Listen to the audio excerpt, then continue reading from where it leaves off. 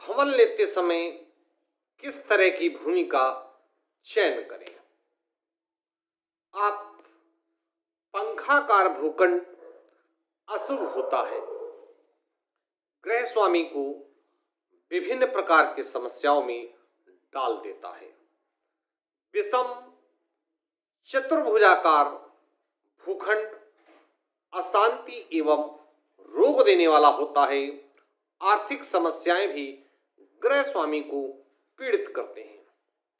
गौमुखी भूखंड आवास हेतु शुभ होता है, किंतु व्यवसाय हेतु कम शुभ माना गया है। सिंहमुखी भूखंड आवास हेतु अशुभ एवं व्यवसाय हेतु शुभ माना गया है। भूमि चयन करते समय टी आकार का भूखंड अनिष्टकारक एवं रोग प्रदायक होता है। यदि कोई भवन अर्धचंद्राकार भूखंड पर बनाया गया हो तो ऐसे घर में धन संचय करना और समृद्धि प्राप्त कर पाना असंभव सा ही समझा जाता है। ऐसे घरों में चोरी डकैती की आशंकाएं घर के सदस्यों को हमेशा भयभीत करती रहती हैं। जो भूखंड एक तरफ से लंबा और दूसरे सिरे पर छोटा होता है, अर्थात चिमटे के आकार का होता है, वो भूखंड अशुभ फल देने वाला होता है तथा अनिष्टकारी होता है। यदि भूखंड की आकृति एक ओर से चपटी हो तथा दूसरी ओर से गोल हो और अधिक लंबाई होने के कारण ये मूसल के आकार जैसी प्रतीत होती हो तो यह अत्यंत ही अशुभ माना गया है। ऐसी जगह पर रहने वाले लोग दृढ़ता, बीमारियां और मानसिक तनाव ही निवासियों के हिस्से में आता है।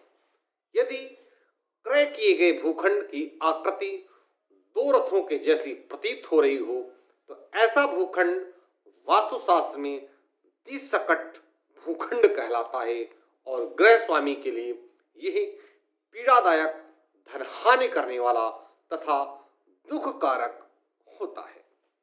भूखंड के आसपास की भू आकारिक परिस्थितियों का भी ध्यान रखना चाहिए और इस संबंध में भूखंड का ढाल भी निवासियों पर अत्यधिक प्रभाव डालता है।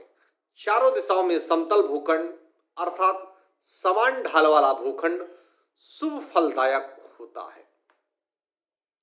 नदी के कटाव वाले क्षेत्रों में शुष्क नदी के तल में तथा नलों के किनारे तथा उसके तल में भूखंड अशुभ फलदायक होते हैं। अधिक पत्थरों वाला भूखंड अथवा गड्ढों पर एवं टीले वाले भूखंड पर भी वास्तुशास्त्र में अशुभ माना गया है। पर्वत के किनारे के भूखंड भी अशुभ फलदायक होते हैं। चौराहे पर स्थित भूखंड आवास की दृष्टि वास्तुशास्त्र में के नियमों के अनुसार शुभ नहीं माना गया है। इसी प्रकार देवालय के सामने, ध्रुवतालय के सामने तथा सचिवालय के पास के भूखंड भी आवास की दृष्टि शुभ नहीं होते हैं। यदि सभी परीक्षण सकारात्मक हो तो उस भूमि पर कुछ परीक्षण भी अवश्य करने लगना चाहिए।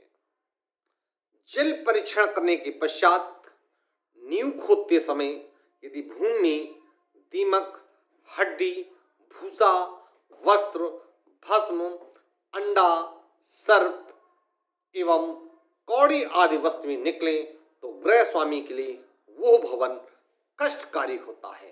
अतः ऐसी भूमि पर भवन निर्माण नहीं करवाना चाहिए जहां पर ये सब चीजें निकलती हैं।